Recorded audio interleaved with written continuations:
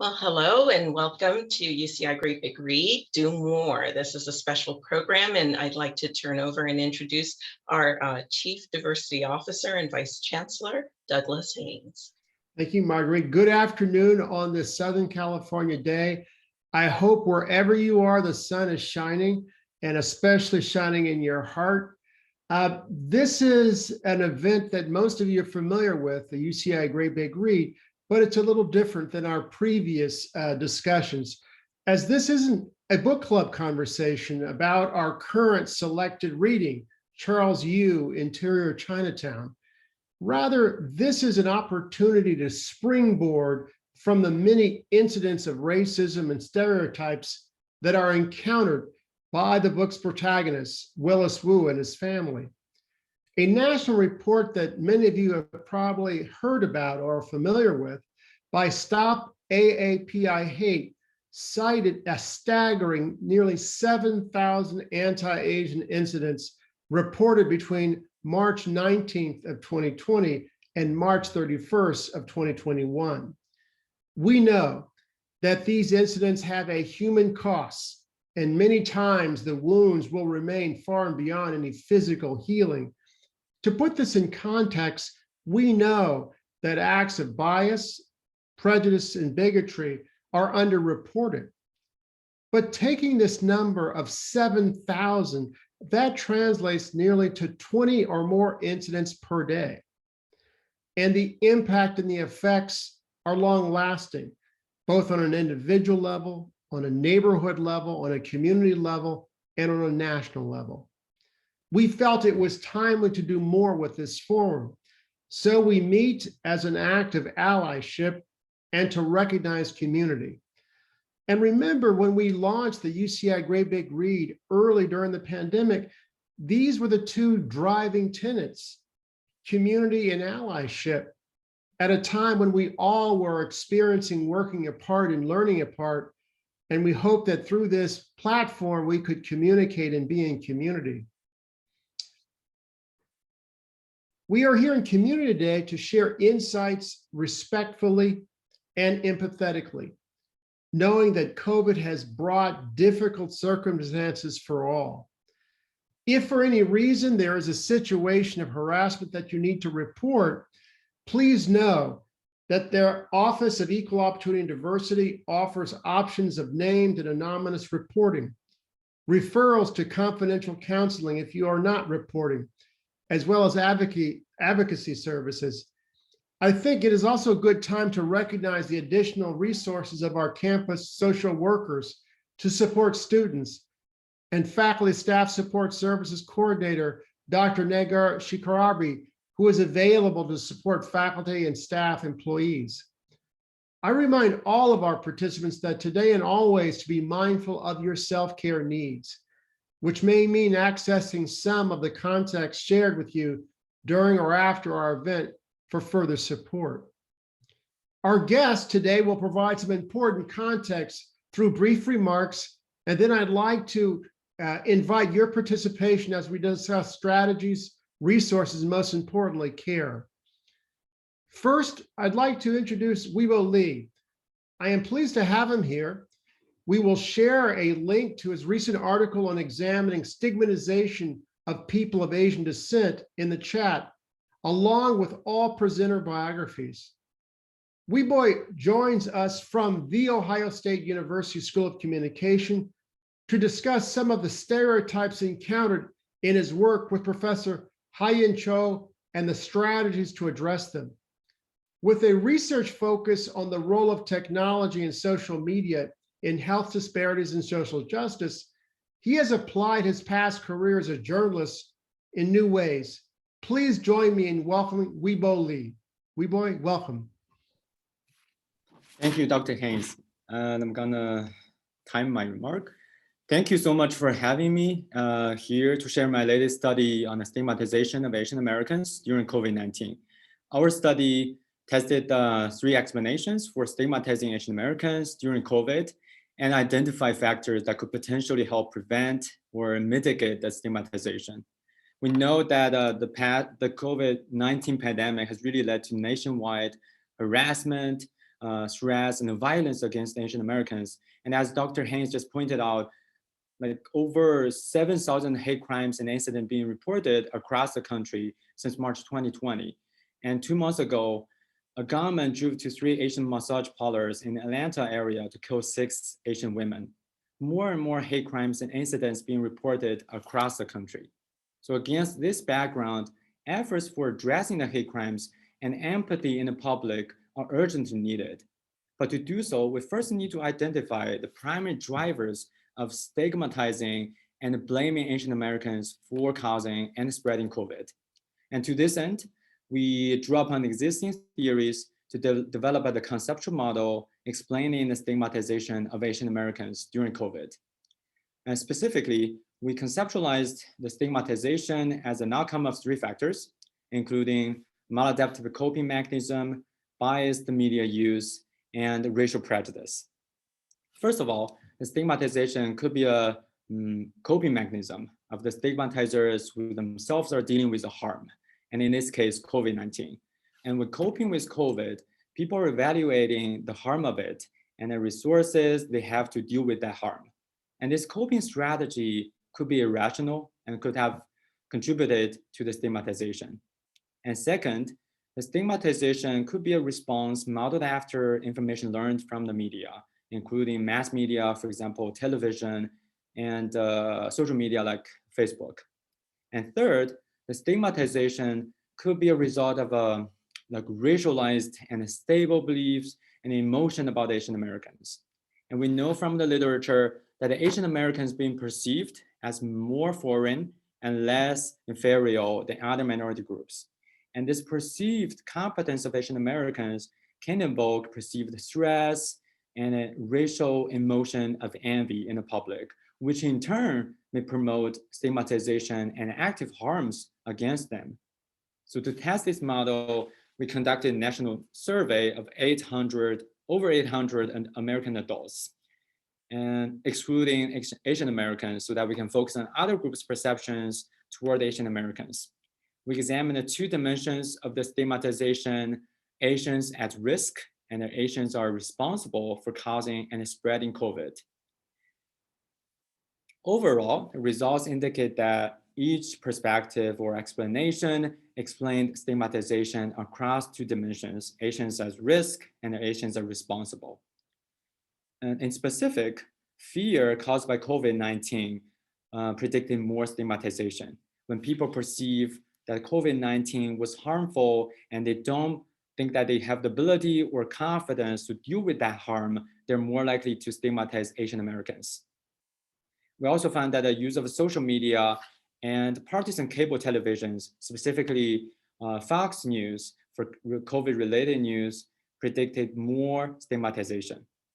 And of the 3 explanations or perspectives, the most powerful predictor of stigmatization were stereotypical beliefs about and racial envy toward Asian Americans, which was more powerful than the rest 2 explanations. This is not the whole story though. We also identified factors that could potentially help prevent or mitigate stigmatization. For example, collective advocacy. High collective advocacy was found to be predicting low stigmatization. Collective advocacy is a belief that groups, large and small, can work together to achieve a desirable outcome. And in this case, if people believe that we as a society can work together to eliminate COVID-19, they're less likely to stigmatize Asian Americans. And in practice, this suggests that fostering collective advocacy belief in the public can help combat the stigmatization of Asian Americans. We also found that the indirect contacts with Asian Americans through media, for example, seeing Asian Americans being portrayed positively in television shows, in movies, predicted less stigmatizations. This suggests that promoting positive intergroup interactions with Asian Americans via media, like television shows and movies, could be an effective solution for correcting related misperceptions about Asian Americans. And as I mentioned earlier, we found that the most powerful a predictor of the stigmatization were racial stereotypes, prejudice, and a racial emotion of envy. This finding is concerning in that stereotypes are much harder to correct compared to two other factors identified above. At the same time, this finding is also informative in that it brings to our attention that racial envy and racial stereotypes need to be acknowledged and addressed to eliminate the stigmatization. And I want to point out that racial envy toward Asian Americans is mostly based on misperceptions. For example, it is based on the misperception that all Asians are doing well, are intelligent, are good at math, or rich, as we saw in Crazy Rich Asians, which is not true, in fact. And Asian Americans is such a large and diverse group within which education and income levels vary significantly. And Asian Americans have endured distinct discriminations, which is not well understood. So educating people about what is true about Asian Americans and correcting those related misperceptions will be viable means to combat the stigmatization and the prejudice and stereotypes against Asian Americans. And building upon those findings, a scholar team at OSU led by my advisor, Dr. Hing-Yi Cho, is now working on a project developing educational programs trying to reducing stereotypes and implicit bias against Asian Americans.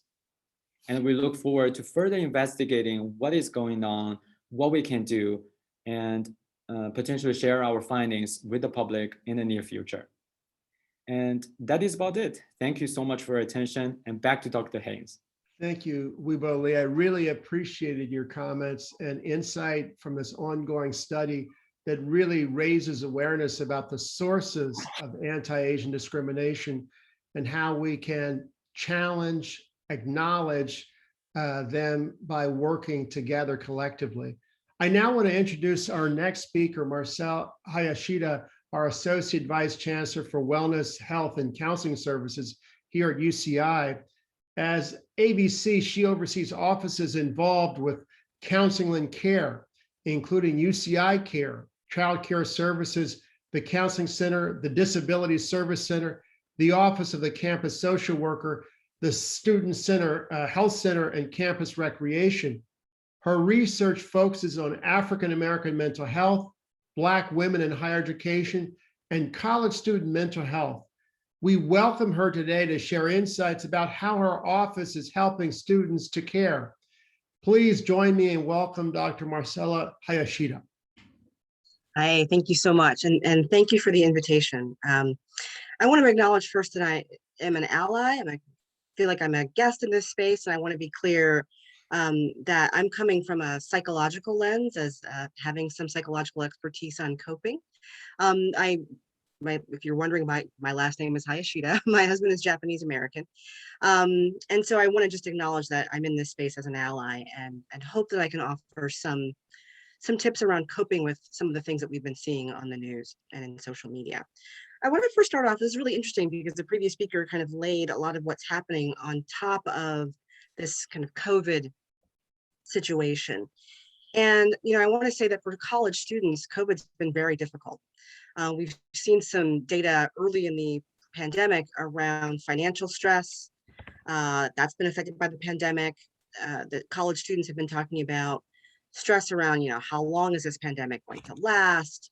JED Foundation studies showed that students were concerned about their emotional well-being and health, anxiety, isolated, lonely, depressed, had difficulty concentrating, coping with stress. 1 in 5 students had expressed some suicidal ideation in the past month around this pandemic.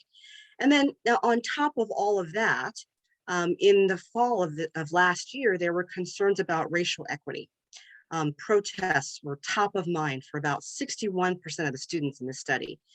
34% were concerned about the racial unrest in their own communities. So I want to start off first by saying that, we've dealt with this election and COVID and, anti-Asian violence and anti-Black violence, that it's been a lot for a lot of people. So that if you are in your space and you are anxious and feeling maybe more depressed than normal, have a hard time concentrating, You are not alone. I want to start first with that. Regardless of how you identify, you are not alone. There are three things that I want to talk about in terms of caring for ourselves and caring for each other. And I think it's a nice framework for thinking about what can I do when you're faced with all of this social media, all of this sadness that we've seen in the media, shootings and violence and racialized violence. There are three ways that I can think about care. And the first is self-care. It's something that I think we all understand. It could be a bubble bath or getting a massage or whatever, or getting your toenails done, right? We think about that as self-care. But I actually have a different way of thinking about self-care, right? I'm thinking about listening to music and friends and getting outside and proper sleep and taking your medication as prescribed and nutrition and exercising, right? That's what I think about when I think about self-care, not some of the things that we think as throwaway fun things, but really kind of deep attention to taking care of those parts of ourselves that need nurturing. And I think that in many ways, watching social media, watching some of the violence, watching some of these news things is also a way that we take care of ourselves, right? I want to be informed. I want to know what's happening. But there is such a thing as a vicarious trauma, right? Vicarious traumatization. And that is when you witness somebody else's trauma, you yourself can have similar kinds of reaction. And so I know that many of us want to stay connected to the news, but I would advise, if it is traumatic for you to read newspaper story after newspaper story about people who've been attacked in subways, attacked on the streets, I want to tell you that it's okay. I want to give you permission to sometimes turn it off. It's okay to turn off the news, to limit your exposure, to say, hey, just in the morning, I'll watch this just in the AM, but not in the evening. Give yourself some permission to, again, self-care. And that's using mindfulness resources, as we offer at UCI. The Center for Student Wellness and Health Promotion offers mindfulness resources. So does the Counseling Center. There's a really fantastic app that I would recommend called Liberate. It's an app that's designed kind of by and for people of color. And these are things that you can do yourself to take care of yourself, that to tamp down some of that hyper arousal that sometimes we get due to exposure to some of this media. But the self-care isn't just all that we can do. That Nikita Valerio famously said that, if you shout self-care at people who need community care, that's how we fail people. So the second level, I think, is again around community care. And these are things that if you consider yourself an ally, things that you can do to reach out and to care for other people, particularly in light of some of this anti-Asian violence, or in light of some of the anti-Black violence we've been hearing about. We know from the psychological literature that some advice is to increase your social circle. We heard a bit about that a moment ago around stereotypes, and lack of exposure sometimes can fuel stereotypes. Now, if you are not a person of color, not Asian American, I'm not recommending that you collect, people of color friends, right? That does not feel good to your friends. But, think again about widening your social circle. It starts to have you hear stories. Stories help to humanize people and can increase empathy. Take a look at where you are. Where do you live? Where do you pray? Where do your students, your children go to school? What social clubs are you a part of? You really have some hard conversations with yourself about ways in which you've perhaps cut yourself off from others, depriving people of sharing their stories with you. So I think that's the first step, is to really kind of having some difficult conversations with ourselves around some of the ways in which we haven't increased our social circle, and what some of the consequences of that deprivation really are. I think a way of, again, giving community care is to think about ways of being an active bystander. Be maybe the first to speak up. Maybe if it's a group that you're affected by, or violence that's affected your group, maybe you speak up. Maybe if you are not a member of that group, you still speak up, right? How can you be an active bystander, that joke is not appropriate, that this is not okay? Again, feeling, what do you do with some of your feelings? Donating to causes that support your belief, educating yourself, podcasts, reading great books. This is how we care for one another. So if you're wringing your hands with sadness and depression, again, that's very normal in this time, but there are things that you can do with some of this anxiety, and that's community care. And the third thing, I think, is structural care. Again, it's not just about self-care and going to therapy and talking and donating, but you can and should expect your institutions to care about you as well. And I can speak on behalf of UCI, but you can and should expect there to be telehealth resources, right? That you can get psychological counseling from your home, healthcare from your home. You should and can expect your therapist to be trained in working with Asian American populations or with Black clients.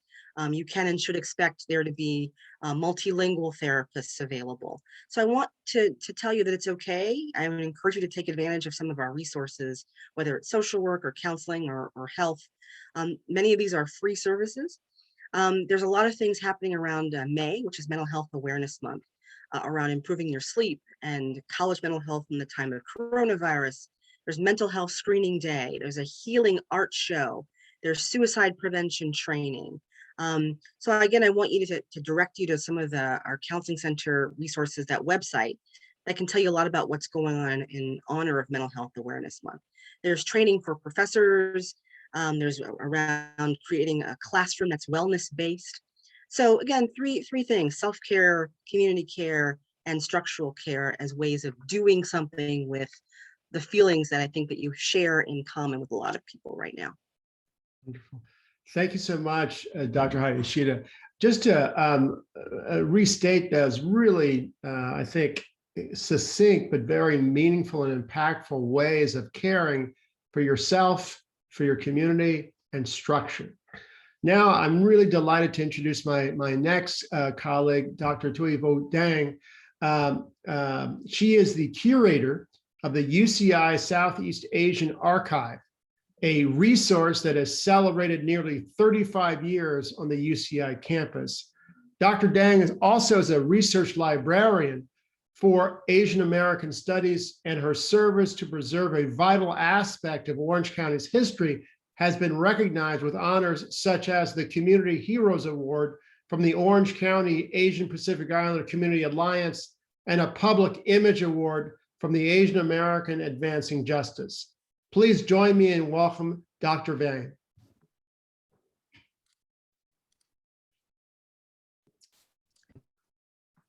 Sorry, can everyone see my screen? Okay, I hope you're just seeing the presentation and not the presenter's view, but thank you so much for having me today. I want to thank the Office of Inclusive Excellence for this invitation, an opportunity to share some of the resources that we have through UCI Libraries. So as Professor Haynes mentioned, I'm the curator for the UCI Libraries Southeast Asian Archive and also research librarian for Asian American Studies. I use she, her pronouns. I'm also Vietnamese American and a mom to 3 kiddos ranging in age from 5 to 15. And my strong commitment to social justice work is really what led me here, I believe, to the UCI Libraries. My work is also grounded in ethnic studies, which is where I earned my PhD.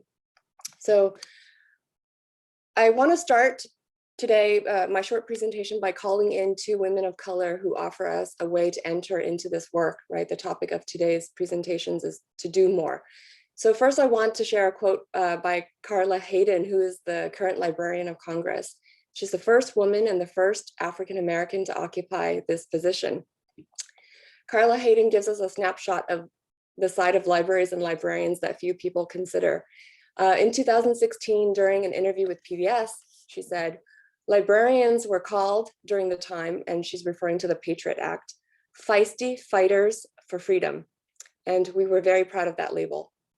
I shared this quote to set the tone for my brief presentation on what the libraries can offer our campus, our community, by way of resources to address anti-Asian racism in this moment. And I also want to call in the invocation by a writer whose work really gave me my first taste of the power of words to give meaning to my experience as an Asian American.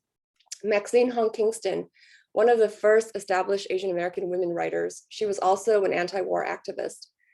My favorite quote from her was actually from her writing about war, but I also think it applies to times like these when our communities feel under siege and the violence directed towards Asian Americans is amplified through social media, and it's taking a heavy toll on all of us. Maxine Hong Kingston wrote in 2003, "In a time of destruction, create something." A poem, a parade, a community, a school, a vow, a moral principle, one peaceful moment. So I ask you to consider how some of these resources that I highlight might enable you to learn, create, and collaborate with others in our community toward a more just and equitable future. First, I want to highlight the work of my colleagues in the libraries, two curated collections by Becky Imamoto, who is the head of collection strategies in the libraries. On Overdrive, you can find these two collections in honor of Asian American and Pacific Islander Heritage Month. One is fiction, the other is nonfiction. We are now offering, I think, over 1,000 titles on Overdrive, and you are always welcome to suggest new titles for us to add. And I know that our UCI Libraries diversity team is also putting together a book display in honor of AAPI Heritage Month, so please look out for that. For me personally, reading used to be an escape into other worlds. And in more recent years, I've seen the powerful ways that reading aids in my ongoing learning journey. So I invite you to continue to learn with us and use the libraries and read. And when you want to explore a little bit deeper, to do some research, and by that I don't mean Googling something. By that I mean really to take a deep dive into a topic. There's an overwhelming amount of information out there on the web, but why not start with a curated and vetted collection that's put together by your subject experts? So I'm no means a LibGuide expert or a research guide expert. I've had some help creating my own. So I want to point you to two that are specifically for Asian American studies and one on the Southeast Asian diaspora in particular. These LibGuides are offering a portal into learning more, through our databases. You can find articles, both scholarly and popular articles. So it really does allow for you to take a deep dive into the politics, social and cultural formations of these very, very diverse communities that our first presenter spoke about. My stewardship area in special collections and archives is the Southeast Asian Archive, which documents the histories of Cambodian, Laotian, and Vietnamese diaspora. At the UCI libraries, we genuinely welcome partnerships with UCI faculty, our students, staff, the Orange County community, and those who are working to share stories of historically marginalized communities. So we do what we call community-centered archives. So what is that exactly? The way I explain it typically is community-centered archives advances a model of archives creation and stewardship based on collaboration with community stakeholders, critical interrogation of our own collections and our knowledge gaps, also shared authority with communities, and flexibility in how we work with diverse groups. This means we might be offering our resources and services to groups that don't intend to archive materials here with us, and that's okay. Providing access to and preserving the heritage of marginalized communities should always be done in respectful collaboration with these groups. And on the screen, you'll see sort of a plethora of the types of materials that we have in our collection, including oral histories, artwork, of course, books, and so on. We often receive requests to consult on how to document and preserve histories of communities that do not have papers or records necessarily in the conventional ways that archives have been built. So imagine, for example, refugee populations displaced from their homelands with very few material possessions, right? So in that case, oral history can be a very powerful and valuable tool for preserving stories and sharing them more widely. After years of consulting on oral history projects on various scales, this year, a team of us in the UCI libraries developed this oral history toolkit. It's completely free, it's widely available online, and it really can work for anyone with any kind of level of familiarity with oral history. And the real emphasis we're trying to put out there is on preservation and providing access to the stories that folks are collecting. Recently, I had the opportunity to work with an Irvine High School student who was able to gather 14 oral histories of Lao Americans across the country, all conducted through Zoom or other kind of remote technologies. And so this is really a tool that we're using to empower and enable others to do this work on their own terms. And then the last point I want to make is just to share two projects that have been supported by the Office of Inclusive Excellence We've done this in partnership with students on our campus, with faculty, and with community organizations. It's, you know, when you want to learn and expand your engagement, what better way than to really bring in more stakeholders, right? So that you can really kind of deepen the opportunity to learn and affect change that's long lasting. So the first project I want to highlight is this project called Learning from Our AAPI Leaders. It started out as learning from our AAPI elders in response to the city of Santa Ana celebrating its 150th anniversary with very little representation of its Asian American population. So we had aspired to work with a senior center in Santa Ana to gather the histories from that group. But of course, COVID happened last spring, and that population, AAPI elders, became among the most vulnerable and impacted by COVID. So we pivoted very quickly, and our team of student researchers were able to collect 13 oral histories with Asian American community organizations, leaders who were serving those organizations. So their oral histories can be accessed online. We have a website built out. We've been presenting on this, and on May 25th, we will be doing a campus event on Zoom for this project. So I hope you'll join us. And then the next project I want to highlight is one that was really in response to the opportunity to collaborate between the humanities, the libraries, and public health. We pulled together a group of students to learn a method called photo voice, which is to empower folks to capture, right, experiences in their own eyes and describe them in their own words. So our students have been working this past year to collect photographs of AAPI experiences during COVID. And they do have a website built out. They're now in this next phase of building curriculum that can be taught in K-12 schools, and it'll be piloted very soon. So I'm really proud of these collaborations with professors like Professor Judy Wu, Sora Park Tanjasiri, Dorothy Fujita-Roni, and others. I think I want to give a quick shout out to Professor Susan Coutinho, who's also here and has partnered with us on building a pandemic histories archive to give students an opportunity to document their own experiences and build, you know, and expand an archive of these experiences for future generations. I want to close out with this quote from Grace Lee Boggs, who was a well-known labor and civil rights activist, a writer, and also a feminist. She wrote that we urgently need to bring our communities the limitless capacity to love, serve, and create for and with each other. We urgently need to bring the neighbor back into our hoods, not only in our inner cities, but also in our suburbs, our gated communities, on Main Street and Wall Street, and on Ivy League campuses.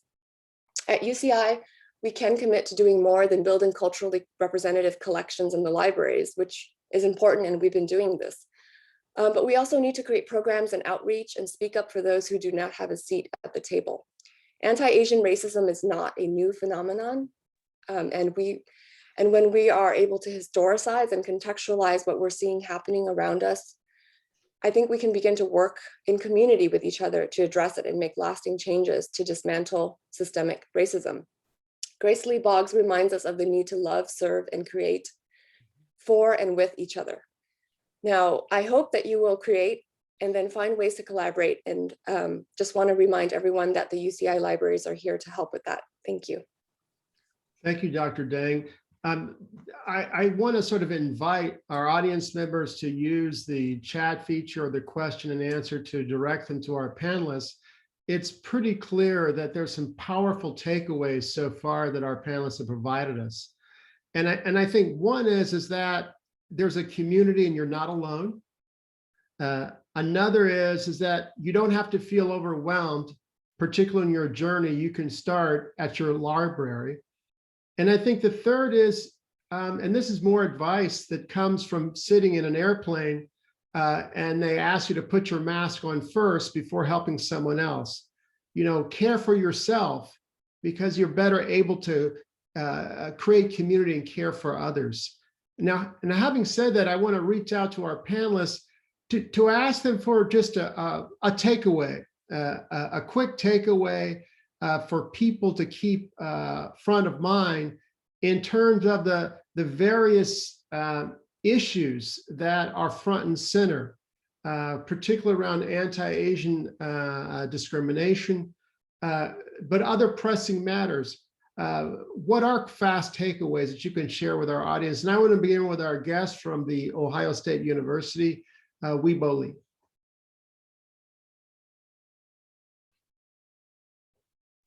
Sorry, I was muted. I wasn't expecting that question.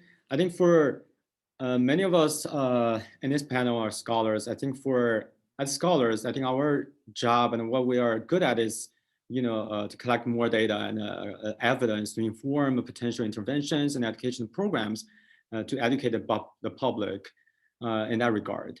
And I think that the university can also do something about it in terms of, devise and implementing some theory-driven and evidence-based programs to further educating students and the public about Asian Americans, about prejudice, and not just about Asian Americans, but systematic bias, implicit bias against any minority groups. And as for individuals, I think the best thing that everyone can do is to stand up and voice up and speak up their positions and stance. And once everyone made their own contribution, I think racism and inequity can ultimately be eliminated. Thank you, Weibo. Dr. Dang, would you like to contribute to takeaways that you want to share with the audience? Absolutely. I 100% agree with what the other two presenters have shared. I also think, my emphasis has really been on building opportunities for collaboration, because I tend to love to lean on and learn from the wisdom of others in our community. And there are so many people on our campus who are doing amazing work in, speaking up through their research or through their teaching and their activism. So we can just bring people together and build out ways to collaborate. Our students benefit from that too. I think they benefit not only from the opportunity to do that kind of work, but they also are seeing us modeling collaboration, and that's really important. Thank you.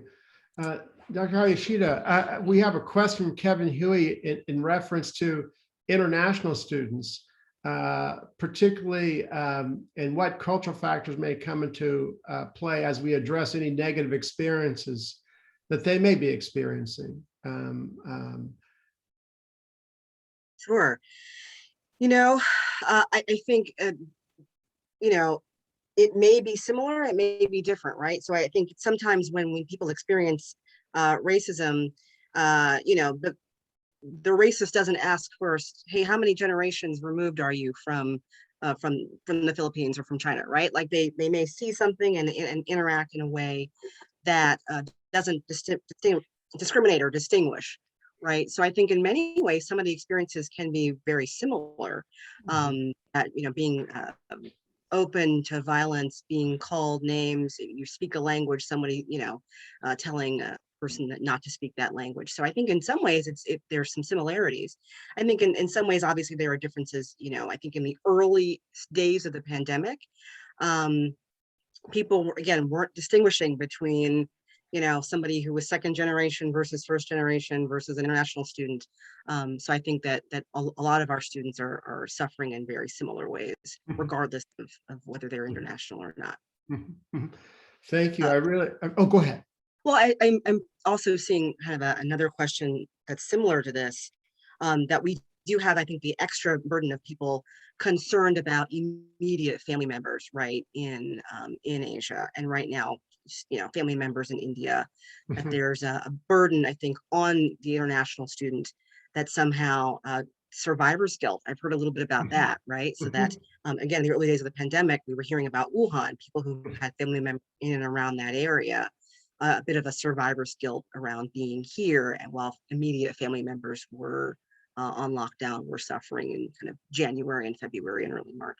So these are great questions, and we don't have time to go into all of them, but I do think that that's maybe some of the differences that we do see, immediate concerns about family members. Thank you. And I want to direct everyone, the audience member, to the various resources that have been dropped in the chat. I think they won't answer all the questions, but they're a good place to start. I realize now that we're approaching our scheduled program close time. And so I want to first and foremost ask our audience to thank our panelists. for providing their insight, reflecting on the current context and ways that we can truly be an inclusive community. I think just a few takeaways that really stand out in my mind is the importance of self-care, which takes many forms, including working on ourselves to ensure that we are healthy, experiencing well-being, but also educating and learning so that we can better relate to individuals, but also these broader challenges. And I think the second point that I really want to stress too really comes from something that Weibo Lee mentioned, collective advocacy, that we truly are stronger together, but we first have to see that we're in it together. And finally, let's think about when we return to campus, that we want to acknowledge and witness the fact that we've been through this very powerful traumatic event that has lingering effects, and that should shape and inform how we imagine the return, but also how we treat each other. As we close the program, I just want to invite you to a couple of events that the Office of Inclusive Excellence are sponsoring. First, this Thursday, May 13th, for more proactive strategies on advancing equity in the age of COVID-19. This forum includes brief TED-style talks by our faculty and staff experts and represents a rich range of talent from UCI. In addition, I also want to encourage you to join our upcoming reflections on the anniversary of George Floyd's death on May 25th at 12 p.m. We are sharing a link with you in the chat, and I hope that you will join us to build community and allyship for Black thriving. I also want to encourage you to start back in the fall to join our Inclusive Excellence Certificate Program, which includes modules on a whole host of different communities that comprise the rich diversity of UCI. And finally, I also want to invite UCI staff of resource centers and academic senate faculty to apply for our next round of Confronting Extremism funding. Submissions will be due at 5 p.m. on Friday, May 28th, with more details at our website. Again, thank you for joining us today for this special UCI Great Big Read, and we look forward to seeing you at our discussion next May 19th with author Charles Yu. Thank you so much. Thank you for having me.